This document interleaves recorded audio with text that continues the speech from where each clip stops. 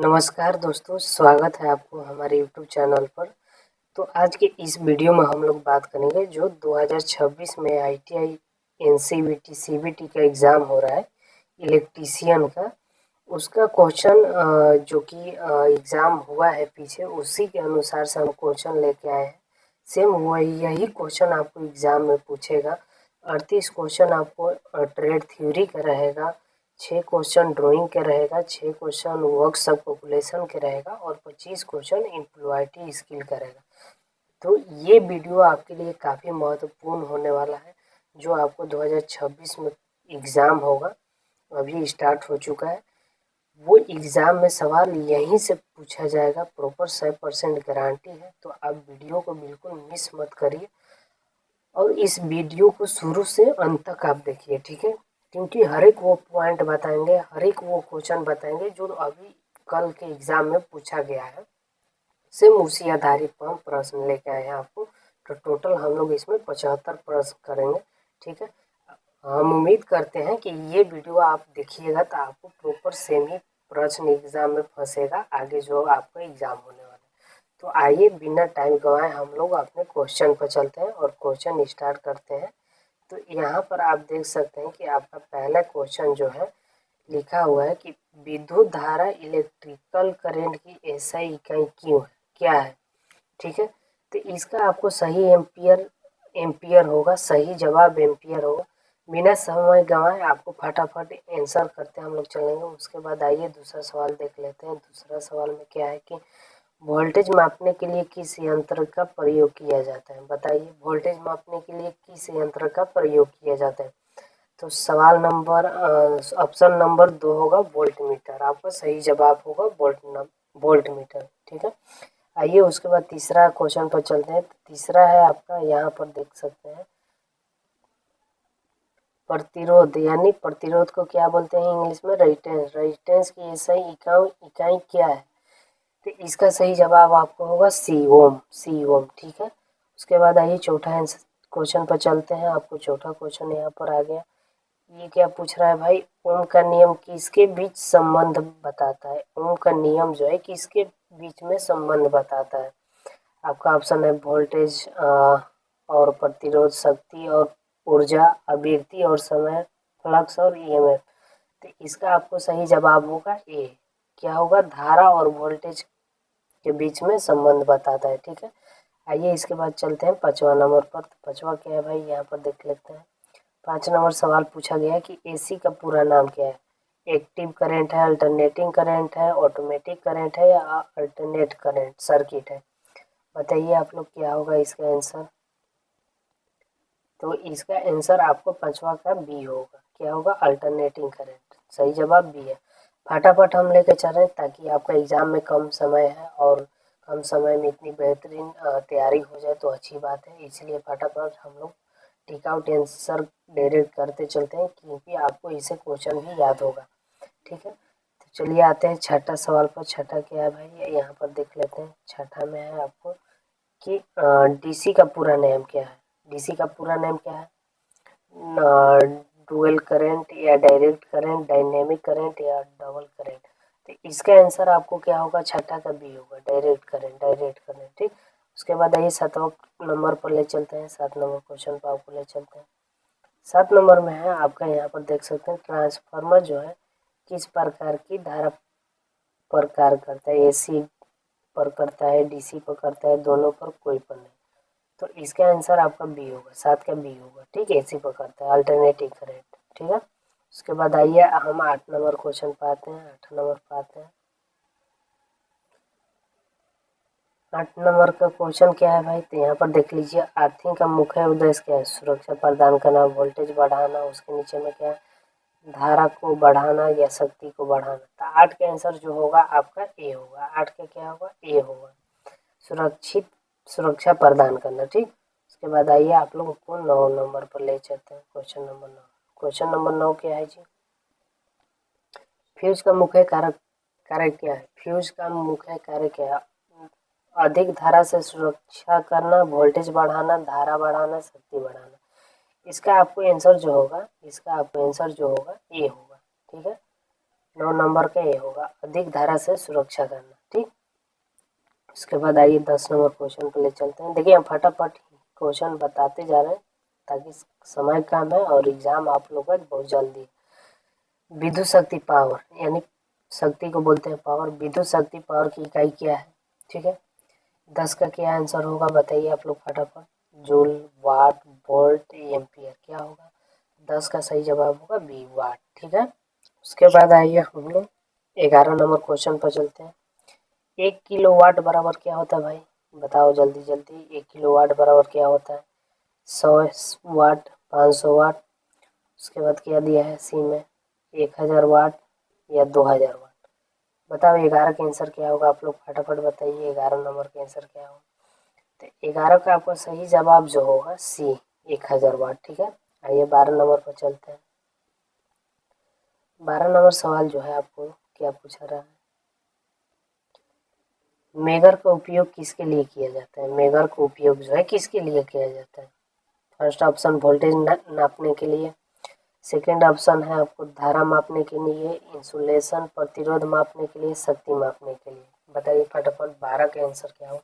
12 का आंसर भाई सी होगा, इंसुलेशन प्रतिरोध मापने के लिए हम लोग वोल्टेज का मेगर का उपयोग करते हैं। ठीक है, तो इस जो सवाल आप देख रहे हैं इससे डायरेक्ट सवाल को एग्जाम में फंसेगा। ठीक है, तो इसलिए आप इसको ध्यान से देखते हुए चलिए, वीडियो को स्किप मत करिए और शुरू से अंत तक देखिए, क्योंकि ये जो सवाल हम लाए हैं अभी जो कल एग्जाम हुआ है उसी एग्जाम के देखते हुए छांट के हम सवाल लाए हैं। बहुत सारे लड़के से पूछे हैं कि कैसा सवाल था, तो बहुत सारे लड़के ने हमें भेजा था, सेम उसी पर सवाल आधारित है। तो आप वीडियो को मिस मत करिए जरूर। ठीक है, रिक्वेस्ट है, क्योंकि आपको इससे सवाल फंसेगा, एग्जाम में फंसेगा ही फंसेगा।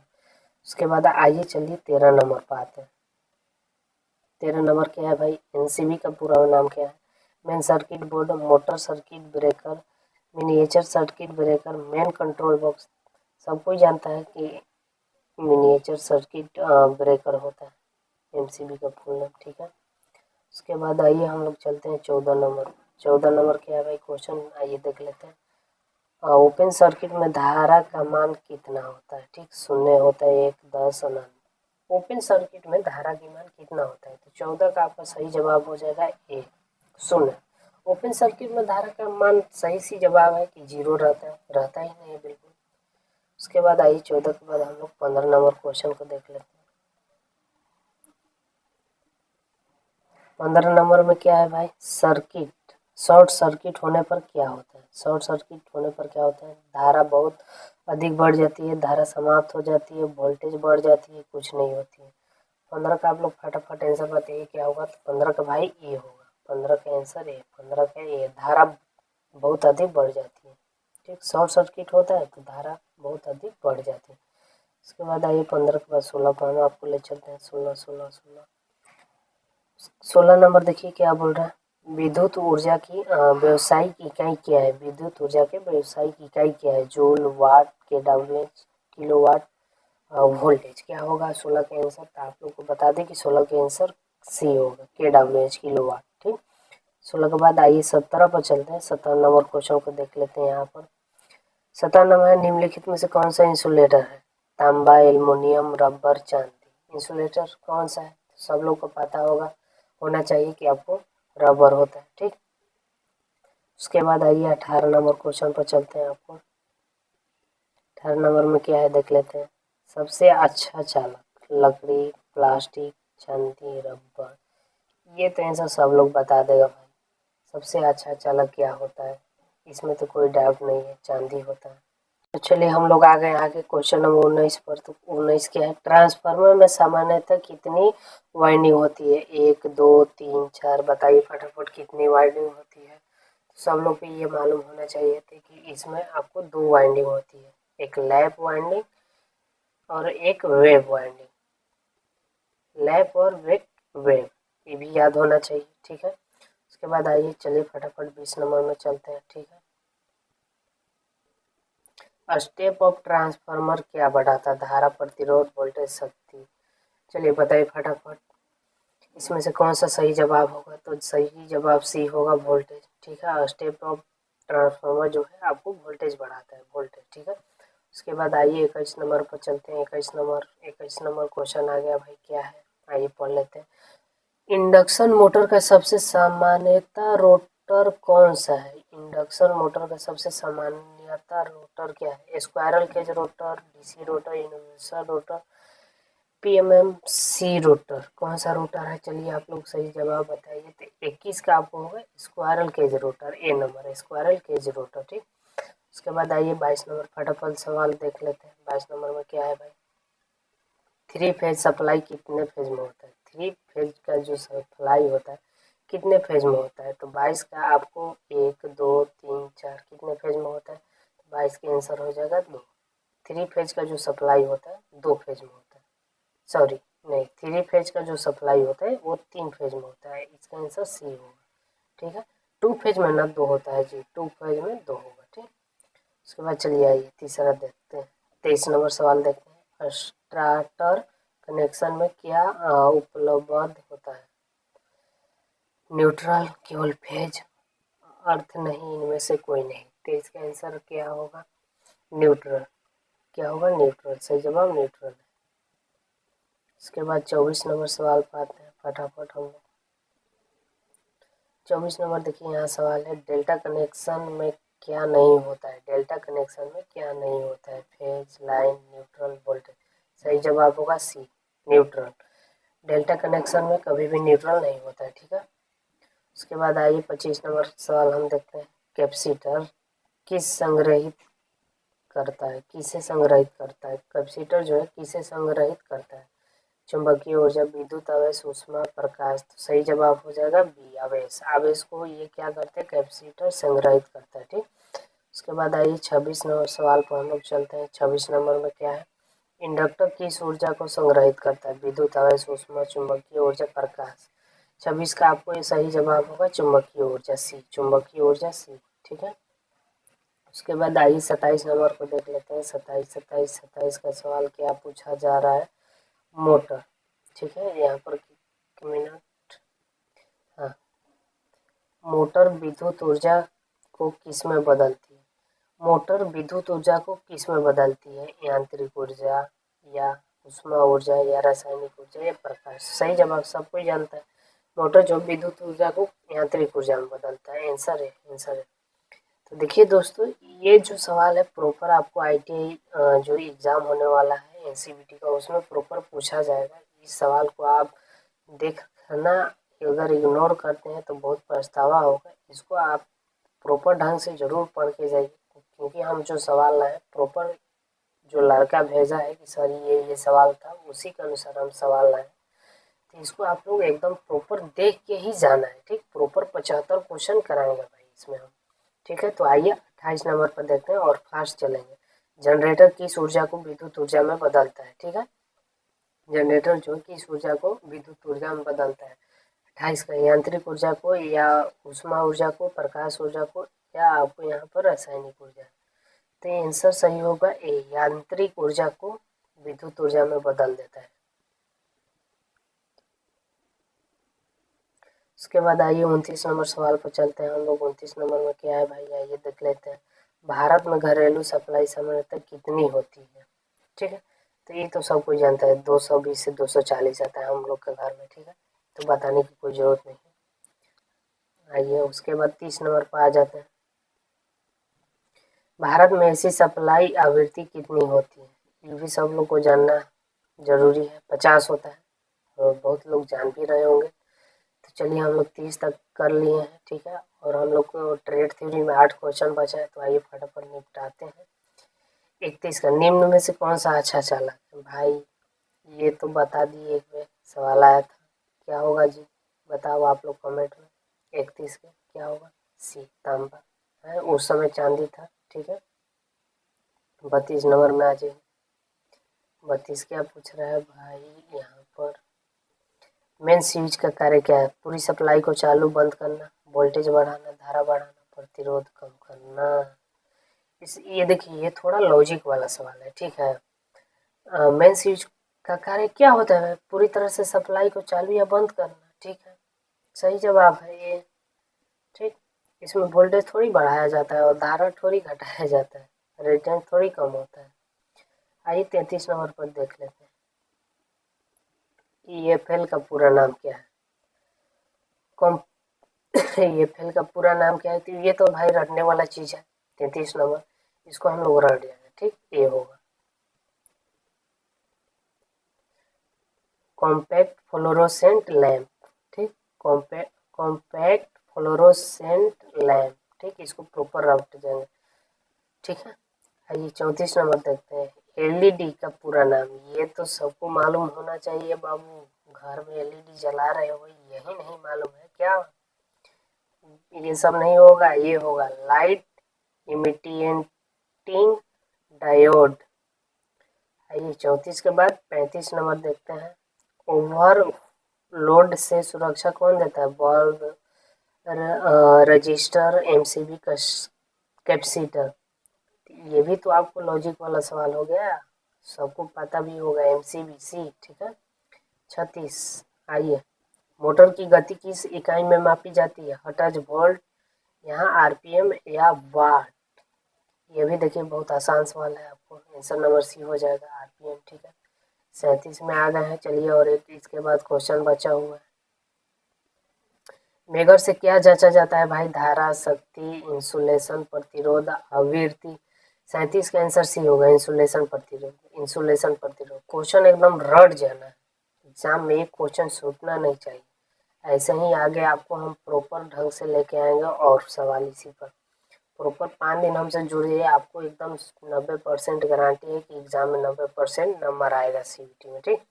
विद्युत कार्य करते समय सबसे पहला सुरक्षा का नियम क्या है? सप्लाई बंद करके कार्य करना, गीले हाथ से कार्य करना, ऐसे ही गलत हो गया, बिना PPE की कार्य करना, नंगे तार को छूना, ये तो एकदम भाई गलत है। बताओ सही क्या हुआ? ये हुआ, ठीक है। चलिए तो हम लोग ट्रेड थ्योरी का 38 सवाल खत्म कर चुके हैं और पहुंच गए हैं एकदम अपने लक्ष्य की तरफ, एम्प्लॉयटी स्किल के लिए, ठीक है। यहाँ से स्टार्ट होता है आपको 25 एग्जाम, 25 क्वेश्चन, ठीक। तो आइए फटाफट ये भी 25 क्वेश्चन को निपटाते हैं, ठीक है। तो आपका स्टार्ट हुआ फर्स्ट क्वेश्चन, यानी 39 नंबर। संचार, कम्युनिकेशन का मुख्य उद्देश्य समय बर्बाद करना, जानकारी का आदान प्रदान करना, विवाद करना, काम टालना। 39 का आपको आंसर क्या होगा भाई? 39 का आंसर आपको B होगा, जानकारी का आदान प्रदान। ये लॉजिक है, देखिए एम्प्लॉयटी स्किल क्या है? लॉजिक है, इसमें लॉजिक लगाना होता है, ठीक है। आइए इसके बाद 40 नंबर पर लेकर चलते हैं आपको, क्या है 40 नंबर में? 40 नंबर ये रहा आपका सवाल। प्रभावी संचार के लिए सबसे महत्वपूर्ण क्या है? ध्यान से सुनना, केवल बोलना, बहस करना, चुप रहना। गलत गलत गलत, सही। ध्यान से सुनना, ठीक। ये सब लॉजिक वाला सवाल, ठीक। आइए 41 नंबर में देखते हैं। रिज्यूम का मुख्य उद्देश्य क्या है? नौकरी के लिए अपनी जानकारी देना, छुट्टी लेना, शिकायत करना, विज्ञापन। गलत गलत गलत, ये तो लॉजिक वाला सवाल है भाई, ये हो जाएगा आपको। नौकरी के लिए अपनी जानकारी देना है, रिज्यूम जो हम बनाते हैं नौकरी के लिए, कि हम लोग जानकारी देते हैं कि क्वालिफिकेशन ये है, एक्सपीरियंस ये है, ठीक।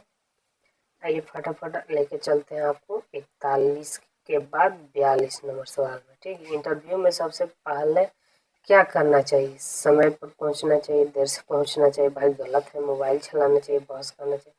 तो देखिए ये सब जो सवाल है ना थोड़ा लॉजिक वाला है, ठीक। इसका सही जवाब हो जाएगा समय पर पहुंचना, ठीक है।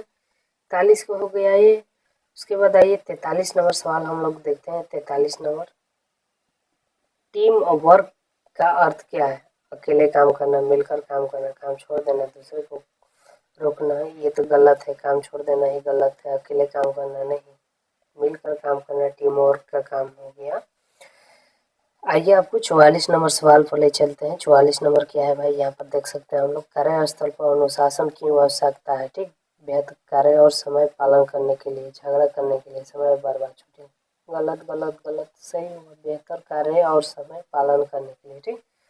44 का आपका क्या हो जाएगा भाई? ए। 44 का हो जाएगा ए।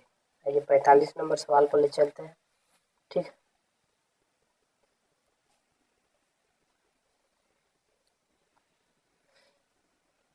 45 नंबर जो सवाल है आपको, उद्यमी कौन है। ठीक, इंग्लिश थोड़ा पढ़ लीजिएगा, लंबा चौड़ा है, हमको इंग्लिश पढ़ने में थोड़ा दिक्कत होता है। ठीक, तो उद्यमी कौन है? जो अपने आप को व्यवसाय शुरू करता है, जो केवल नौकरी करता है, जो पढ़ाई नहीं करता है, जो केवल खरीदता है।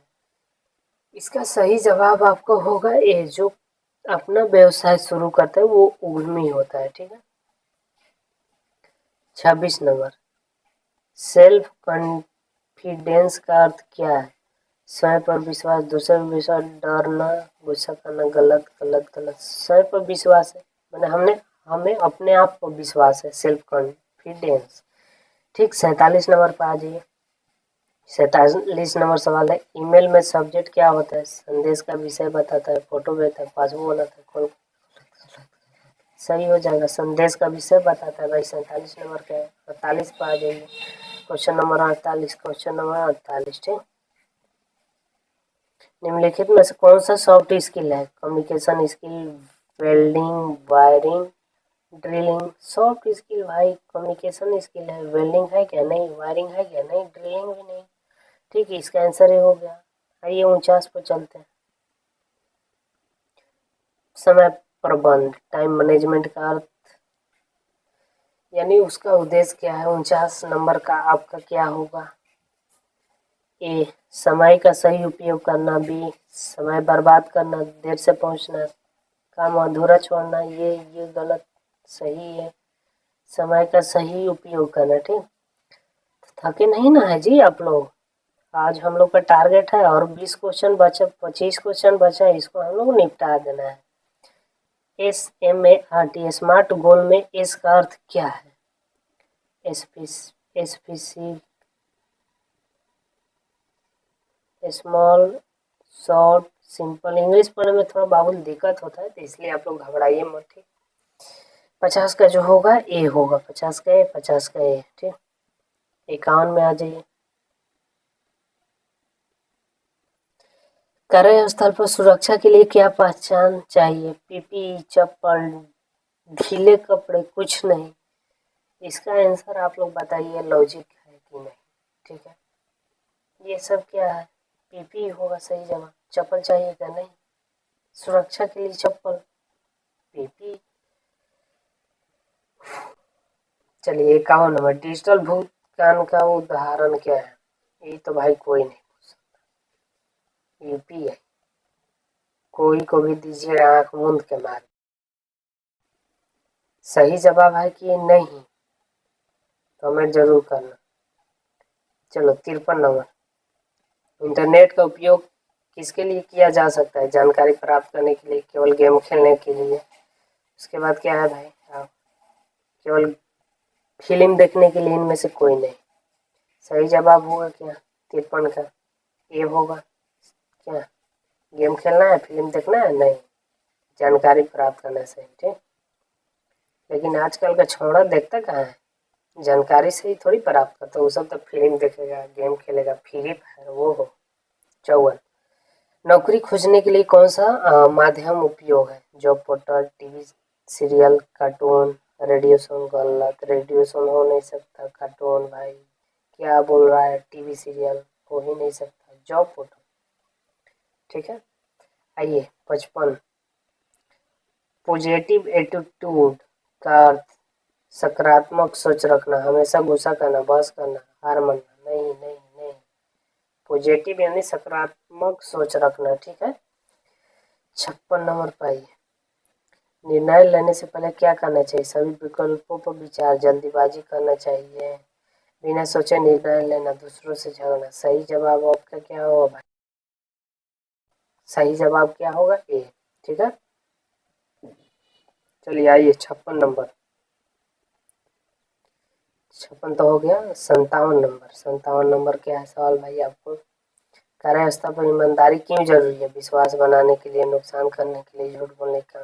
ये सब एकदम लॉजिक वाला सिंपल सवाल रहता है। ये विश्वास बनाने के लिए, विश्वास बनाने के लिए एकदम रट जाना है, यही सवाल आएगा एग्जाम में। ठीक है, तुम देखते जाना। चलो 58 नंबर पर आ जाओ। बैंक में खाता खुलाने के लिए क्या आवश्यकता है? केवाईसी दस्तावेज, राशन कार्ड, मोबाइल, गेम। भाई राशन गेट ये सब नहीं होगा, सही जवाब होगा ये केवाईसी दस्तावेज। चलो 59 नंबर, सीवी का पूरा नाम। सर्कुलम वाइट या करेंट वैल्यू या कंप्यूटर विजन कैरियर वॉइस, क्या होगा बताओ बाबू। 59 का आंसर क्या होगा, सर्कुलम वाइट। ठीक है, ये होगा 59 का। चलो आ जाओ 60 पर। कार्यस्थल पर समस्या आने पर क्या करना चाहिए, शांत रहकर समाधान ढूंढना चाहिए, झगड़ा करना चाहिए, काम छोड़ देना, गुस्सा बात। ये सब एकदम लॉजिक वाला है, एकदम मारते चले जाओगे। ठीक, 60 के बाद आ जाना है 61। 61 में क्या है भाई, नेतृत्व यानी लीडरशिप का मुख्य गुण क्या है, टीम का सही मार्गदर्शन करना, दूसरे को डराना, काम से भगाना, बस करना। बस करना नहीं है भाई, काम को भगाना भी नहीं, काम से दूसरों को डराना भी नहीं, सही है। टीम का सही मार्गदर्शन करना होता है। ठीक, चलो 61 के बाद आ गए अब लोग 62 में। 62 क्या है भाई, नेतृत्व का अर्थ क्या है, सही आचरण या ईमानदारी। ठीक है, या झूठ बोलना या धोखा देना या नियम तोड़ना। सही आंसर आपका होगा ए, सही क्या हुआ ए। ठीक है, 62। चलिए 63, लास्ट क्वेश्चन एम्प्लॉयडी स्किल का। सुरक्षा कार इंटरव्यू के अंत में क्या उचित है, धन्यवाद करना, बिना बताए चले जाना, बस करना, मोबाइल चलाना। गलत गलत गलत, धन्यवाद। चलो आ गए आप लोग 63 नंबर, वर्क सब कैलकुलेशन है साइंस, जिसे 6 नंबर पूछता है। इसको भी 6 सवाल पूछता है, 6 इंटू 2 करेंगे टोटल हो जाएगा 12। 12 नंबर का पूछता है, इसको ही फटाफट निपटा लेते हैं। ठीक, 61 नंबर, चलो आ जाओ 61 नंबर। 1 मीटर में कितने सेंटीमीटर होता है भाई, ये भी नहीं मालूम। सर कितना, 6 सेंटीमीटर, 6 सेंटीमीटर होता है। ठीक है, चलो 65 नंबर में आ जाओ, हम लोग 65 नंबर को देखते हैं। तो ये सवाल को थोड़ा हल करना पड़ेगा। किसी वृत्त का व्यास 14 सेंटीमीटर है तो उसकी त्रिज्या क्या होगी। तो त्रिज्या का वृत्त का त्रिज्या क्या होता है भाई, व्यास व्यास थोड़ा बड़ बड़ लिखा है, व्यास इंटू 2 होता है। व्यास दिया है हम लोग का 14। ठीक है, 14/2 करेंगे तो 2 7 14 यानी 7 सेंटीमीटर इसका आंसर हो जाएगा। आंसर बी आपका सही होगा। तो चलिए हम लोग आ गए 66 नंबर क्वेश्चन पर। शक्ति पावर की एसआई इकाई क्या होता है, तो 66 का आपका जूल, वाट, न्यूटन, पास्कल, क्या होगा भाई, वाट होगा। सही आंसर वाट, 66 का वाट। चलिए अब उसके बाद चलते हैं क्वेश्चन नंबर 67। 67 भाई इतना भारी सवाल 5 इंटू 8 का मान कितना होगा भाई, पूछना मत। ठीक, नहीं तो मारने लगेंगे, मोबाइल में ढूक के मारने लगेंगे ये सब पूछा तो। ठीक, चलो यहाँ पर देखते हैं, किसी आयत का क्षेत्रफल एरिया का सूत्र से ज्ञात किया जाता है। बताओ, ये सब सवाल पूछेगा है? क्या होगा है, ये पूछना मत ही सब। चलो 69, 69 क्या है 69 भाई, आइए देखते हैं। एसआई प्रणाली में लंबाई की मूल इकाई क्या है।